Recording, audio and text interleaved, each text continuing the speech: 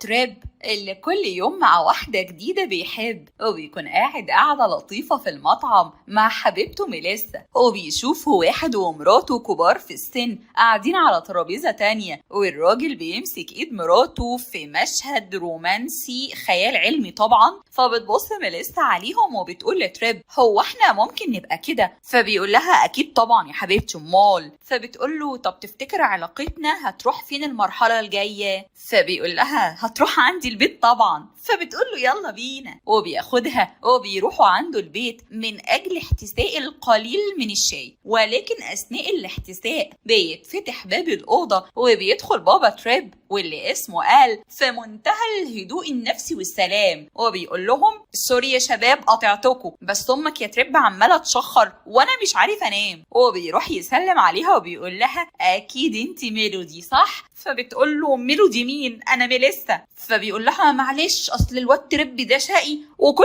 يوم مع واحده. هو بيروح قال على اوضته وبيقول لمراته سو اكيد هتمشي دلوقتي. وفعلا بيسمعوا صوت ميليسا وهي بتتخانق مع تريب وبتقول له مش معقول واحد زيك لسه عايش مع باباه ومامته لحد دلوقتي، ده كان فاضل يقول لك بتعمل ايه يا نوتي، وبتاخد هدومها وبتمشي. وساعتها بيقول قال لسو كده بقى نعرف ننام. وتاني يوم بنشوف تريب لما بيصحى من النوم وبيروح يلعب رياضه مع اصحابه ديمو وايس، وبيقول لهم على اللي حصل مع باباه ومامته. وبعد ما بيخلصوا بيروحوا يقعدوا في مكان وبيقول لهم انا مش فاهم ليه اهالينا متضايقين قوي كده اننا قاعدين معاهم في البيت لحد دلوقتي، ايه المشكله يعني؟ ولا اول ولا اخر ناس تعمل كده. وديمو وايس بيقولوا له انهم مش هيسيبوا بيت اهاليهم مهما حصل لانهم مبسوطين فيه، وهم التلاتة بيتفقوا على كده. وفي الوقت ده بنشوف آل وسو وهم عاملين حفلة لاصحابهم وعمالين ياكلوا ويشربوا، بس بياخدوا بالهم ان في 2 من اصحابهم وهم بيف وباد، وبتكون جرعة الحب عندهم زايدة سيكة. فبيقول لهم قال هو في ايه معلش؟ فبيقولوا له هما الاتنين في صوت واحد ان ابنهم دوك ساب البيت وراح عايش في بيت لوحده، ومن وقتها وهما الاتنين عمالين يسافروا ويتفسحوا ومبسوطين ولا كأنهم عرسان جداد. ولما بيسألهم قال حصل الكلام ده ازاي؟ بيقولوا له انه قابل واحدة. فبيقول لهم ايه المبهر يعني في انه قابل واحدة؟ مش فاهم، مامي تريب بيقابل واحدة كل اسبوع يعني. فبيقول له باد لا لا لا لا لا، ما هي دي مش اي واحدة، دي واحدة خبيرة، بص انا هقولك تعمل ايه. بعد شوية بنشوف آل وسو ومعاهم تريب وهم في محل بتاع اساس علشان يشتروا حاجة، وبتدخل واحدة ماسكة قهوتها وماشية بتدلع براحتها، وبتروح تقعد على كرسي من الكراسي علشان تستجم. ومن اول ما تريب بيشوفها بيشغل قرون الاستشعار بتاعت الشط وبيقول بس هي دي بتاعت الاسبوع ده. بيروح علشان يتعرف عليها، وهي طبعا في الاول بتكون مش مدياله اي اهتمام ومش بتتكلم معاه، لكنه بيفضل يحاول لحد ما بترد عليه وبتعرفه انها متعودة تيجي هنا كل فترة علشان تفصل عن العالم الخارجي وتريح دماغها. فبيقول لها طب على فكرة بقى انا واخد كورسات تريح دماغ وممكن اساعدك.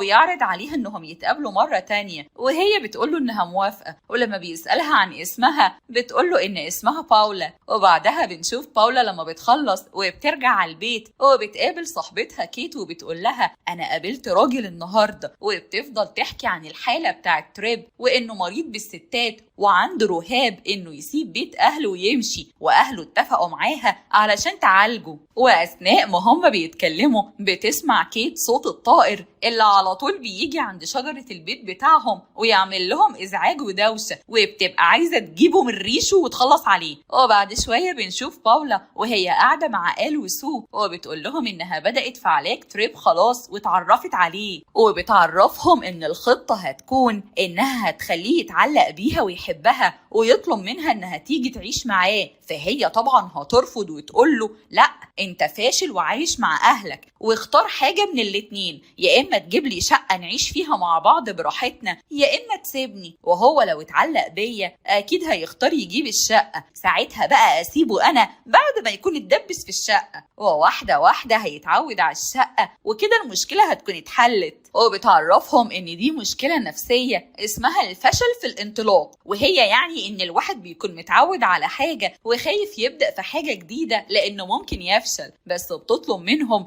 انهم الفترة دي يرخموا عليه على قد ما يقدروا ويخلوه يزهق من قعدة البيت. وفعلا اول ما باولا بتمشي بتطلع سوا على الأوضة اللي قاعد فيها تريب مع اصحابه، وبيكون معاهم طفل صغير اسمه جيفري، وكلهم قاعدين بيلعبوا لعبة امريكان فوتبول على البلاي ستيشن. فبتقول له سو خلص اللي في ايدك ده وانزل ارمي الزبالة وروح هات الجمعية من خالتك وعدي هات لي عيش من الفرنة واوعى تضيع بطاقة التموين، وتعالى اغسل لي المواعين وهات لنا علبتين كشري من تحت عشان انا تعبانة ومش هعمل اي حاجة النهاردة. وبيفضلوا اصحابه يبصوا عليه ويقولوا له انت امك خلاص بقت ام اصيلة من فيصل. وبعد شوية بنشوف تريب وهو قاعد مع باولا في مركب على البحر، بس المركب مربوط مكانه يعني، وقبل ما ياكلوا على طول بيجي صاحب المركب، واول ما تريب بيشوفه بيقوم بسرعة وبيقول لباولا يلا بينا من هنا. فبتقول له ثواني مش انت قلت ان عندك مركب؟ فبيقول لها اكيد يعني كنت بضحك عليك عشان اشقطك، ده شكل واحد معاه مركب يعني، انا بس بشتغل في بيع المراكب فتلاقيني علاقتي كويسة مع الناس كلها هنا. المهم بعد كده بيروح تريب يقابل اصحابه وبيركبوا عجل مع بعض في الغابة، وكل حاجة بتبقى ماشية زي الفل لحد ما بيقرر تريب انه ياكل سنجاب حتة شوكولاتة من معاه، بس السنجاب بيقول له ايه ده انت جايبها سادة مش بالبندق؟ طب والله العضة. وبيفضل ماسك ايده وتريب بيفضل يصرخ وبيبقى عايز يطرده بعيد لحد ما بيقع على الارض، بس الحمد لله بيقدر يبعده عنه. وبعد شويه بنشوف تريب لما بيروح البيت عند باولا علشان يقابلها وهو رابط ايده مكان التعويره، وهناك بيقابل كيت وبيسلم عليها وبتقول له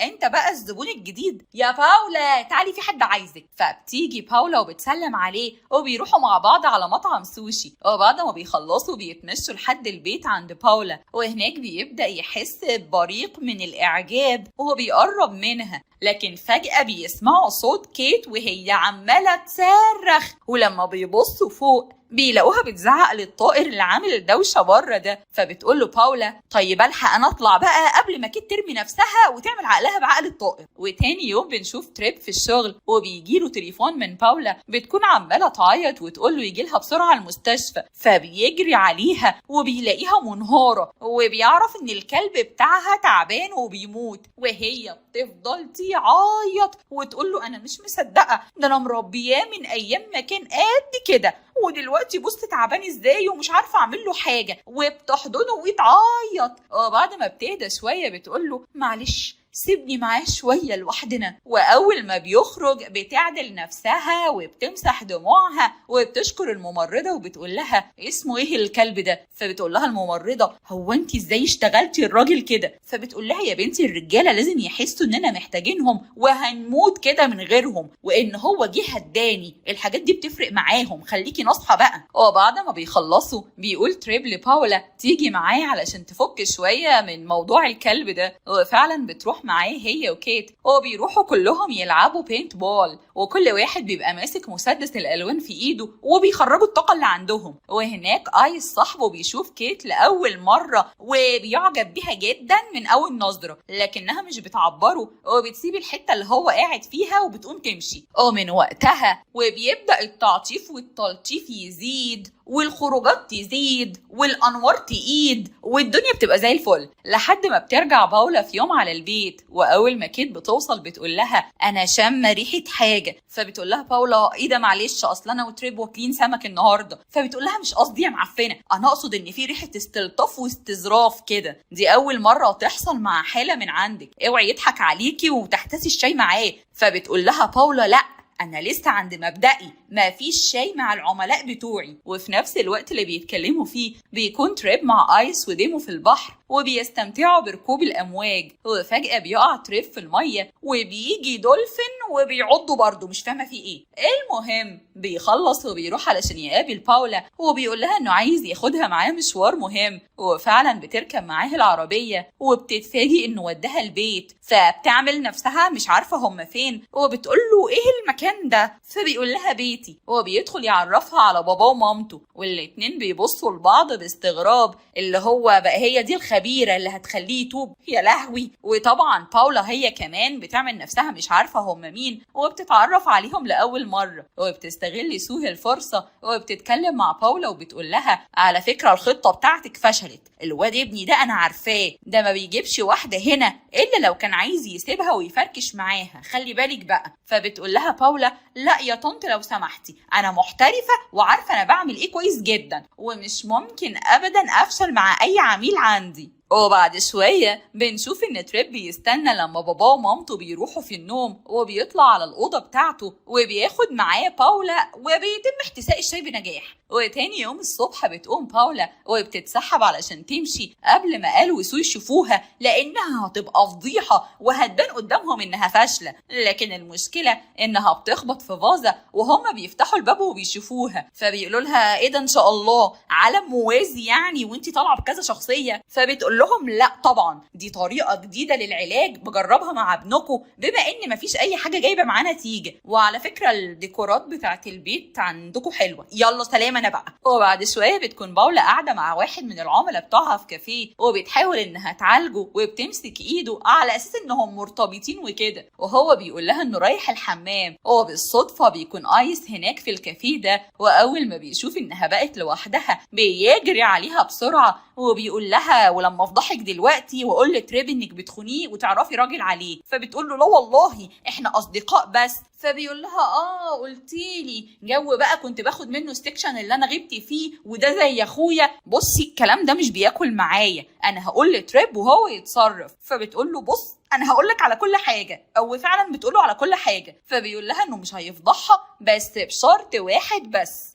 بعد شويه بنشوف باولا بترجع البيت وبتقول لكيت بصي انتي اختي وصاحبتي، انتي لازم تتعرفي على الواد اللي بره ده، لانه قال لي لو ما عرفتهوش عليكي هيفضحني عند تريب. فبتقول لها كيت الله وانا مالي يا لمبي، وبتبقى مش عايزه، لكن باولا بتفضل تتحايل عليها تساعدها علشان تنقذ الموقف، وفعلا بتخرج كيت تسلم على ايس وبيطلب منها يخرجوا مع بعض. بعدها بنشوف باولا في مباراه هوكي مع ديمو، وبيكون معاهم الطفل جيفري، ولما بيقوم علشان يدخل الحمام بيستغل ديمو ان باولا لوحدها، وبيقول لها بصي بقى يا بنت الناس انا ايس حكالي على كل حاجه وانا مش هسيب صاحبي يتخدع، وعلى فكره بقى جيفري اللي معاه ده مش ابن اخوه ولا حاجه زي ما فهمك، لان تريب اصلا ملوش اخوات، الولد ده يبقى ابن ايمي حبيبته الاولى اللي اكيد ما قالكيش اي حاجه عنها ولا جاب سيرتها اصلا، بس هي ماتت وهو بياخد باله من ابنها لانه لسه بيحبها لحد دلوقتي. وساعتها بتعرف باولا ان تريب خايف ان اللي حصل مع ايمي يحصل معاه تاني، وانه يتعلق بحد ويبعد عنه. وبعد شويه بنشوف ديمو لما بيقابل تريب وبيحكي له على كل حاجه، وان باباه ومامته هما اللي اتفقوا مع باولا علشان تخليه يمشي من البيت، وبيعرفوا انه قال لها على جيفري. فبيتضايق تريب جدا لانه ما كانش عايز يجيب سيره ايمي خالص، بس طبعا بيكون متضايق من باولا اكتر وحاسس انها ضحكت عليه، علشان كده بيعزمها على الاكل عنده في البيت في وجود باباه ومامته، وهو اللي بيعمل الاكل بنفسه. ولما بتوصل باولا بتدخل عليه في المطبخ وبتقول له ان اكله شكله حلو جدا وان الريحه جايبه اخر الشارع، وبعد ما بيخلص بيروحوا ياكلوا مع بعض كلهم، وبيقول لهم تريب ان دي الفرصه المناسبه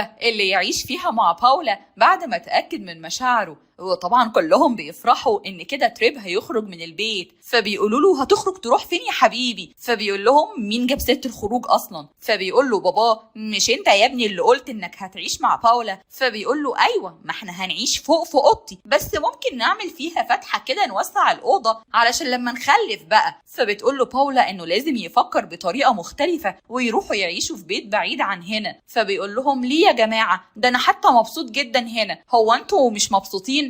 صح افتكرت ان انتوا مش مبسوطين، علشان كده قررتوا تجيبوا واحده تدفعوا لها فلوس علشان تخليني امشي من هنا. وبيقول لهم انا كده كده هسيبكم وامشي، وبيقوم ياخد العربيه بتاعته علشان يتحرك، لكن باولا بتفضل تجري وراه علشان تقنعه انها ما كانتش تقصد وانها بدات تتعلق بيه فعلا، لكنه بيطردها من العربيه وبيقول لها انه مش عارف يصدق اللي عملته فيه وازاي ازاي قدرت تخدعه كده. ومن وقتها وكل واحد فيهم عايش لوحده، والاتنين زعلانين، وكل واحد حاسس انه ضيع التاني من ايده. وكمان بتروح باولا ترجع الفلوس اللي اخدتها من آل وسو، وبتقول لهم انها فشلت تغير ابنهم. فبيقول لها آل شكرا يا بنتي، وفرتي والله، وبياخد منها الفلوس عادي جدا. ومن الناحية التانية بيكون تريب واصحابه بيتسلقوا جبل علشان يغيروا جو شوية، لكن بيجي كائن اسمه شيكوالا شبه السحلية كده شوية، وبيعض تريب من ايده فبيخليه يقع. والحقيقة ان شكل تريب عامل مشاكل مع عالم الحيوان كله بمختلف الفصائل بتاعته، بس مش مشكلة يعني. المهم ان اصحابه بيفضلوا معاه علشان يطمنوا انه كويس. وديمو بيقول له بص يا تريب، الطبيعة نفسها رافضاك ورافضة اللي انت بتعمله. من الاخر كده انا اشتريت شقة وعايش فيها بقالي فترة، بس خايف اقولك وانت كمان لازم تغير نفسك علشان العالم يقبلك، بدل ما تعيش وتموت وانت لسه في بيت اهلك ومفيش عندك بيت خاص. هو فعلا بيقرر تريب يسمع كلامهم، وبيرجع البيت يلم حاجاته. ومامته بتفضل تتكلم معاه وتقول له انها ما كانتش تقصد الاحساس بتاعها يوصل ليه بالطريقة دي، لانها بتحبه وعايزة تطمن عليه انه بقى قادر يكون مسؤول عن بيت لوحده، واكيد دي حاجة هتخليها مبسوطة. ولما بتسأله اذا كان بيحب باولا ولا لا بيسكت، بس بيكون واضح انه بيموت فيها، يعني مش بيحبها بس. المهم بعد شوية بتقرر سو انها تعزم اصحاب تريب وكيت، وبتقول لهم انها عايزة تريب وباولا يرجعوا لبعض، لان دول قلبين عصافير بيحبوا بعض ولازم يكونوا مع بعض يا جماعة. وبعد شوية بترجع كيت على البيت، وبتقابل باولا اللي بتكون بتجهز الشنطة بتاعتها علشان تمشي من هنا خالص وتروح اي بلد تانية تعيش فيها. لكن كيت بتفضل تقول لها انها عايزاها في مشوار مهم جدا هتخلصه قبل ما تسافر. وفعلا بتروح معاها، وبيتحركوا على بيت صغير، واول ما بيوصلوا بتزقها جوه وبتقفل الباب عليها. وباولا بتكون مش فاهمة هي بتعمل ايه، لكن كيت وديمو وايس بيفضلوا يقولوا لباولا من ورا الازاز انها تفتح الدولاب وتشوف اللي فيه. وفعلا بتعمل كده وبتفتح الدولاب، وبتشوف ان تريب قاعد جوه متكتف ومتربط وجاهز. فبتفك بقه وبتفضل تسأله انت بتعمل ايه هنا؟ فبيقول لها والله انا عايز اسال نفس السؤال، انا بعمل ايه هنا؟ بنشوف ان ديمون وايس وكيت وآل وسو قاعدين بيتفرجوا من خلال لابتوب على اللي بيحصل ده، ومتراهنين ان باولا وتريب مش هيخرجوا من هنا الا لما يكونوا مرتبطين. وفعلا بتبدا باولا تتكلم وتقول انها كانت بتعمل شغلها في الاول وما كانتش تعرف انها هتتعلق بيه، وبتعرفه انها عملت تنازلات كتير وحاجات تضر شغلها بسبب انها اتعرفت عليه وقربت منه، وكل حاجه كانت ماشيه زي الفل. فبيرد عليها تريب هو كمان وبيقول لها انها عوضته حاجات كتير جدا، وبيطلب منها تفضل معاه على طول، وبيقول لها do you love me، فبتقول له do you do you. وفي اخر مشهد بنشوف ان تريب وباولا بقوا حبايب وكل حاجه زي الفل. وكمان لما بيقع تريب في الميه بيجيله الدولفين وبيلعب معاه ولا كانهم في ماجيك لاند، وبيكون تريب مبسوط انه اتغير وانه بقى عايش مع الانسانه اللي بيحبها. وكمان الدولفين ما عضوش يا جماعه. والحكمه بقى اللي احنا طلعنا بيها من الموال البامبي المسخسخ ده، قومي يا بت واشقطي واحد اجنبي، لان ده الوحيد اللي مستحيل يقولك احنا هنتجوز ونقعد في بيت اهل. اصلهم بره مش بيطيعوا عيالهم اساسا، هيطيقوك انت يا اختي تقعدي معاهم. وشكرا يا فندم.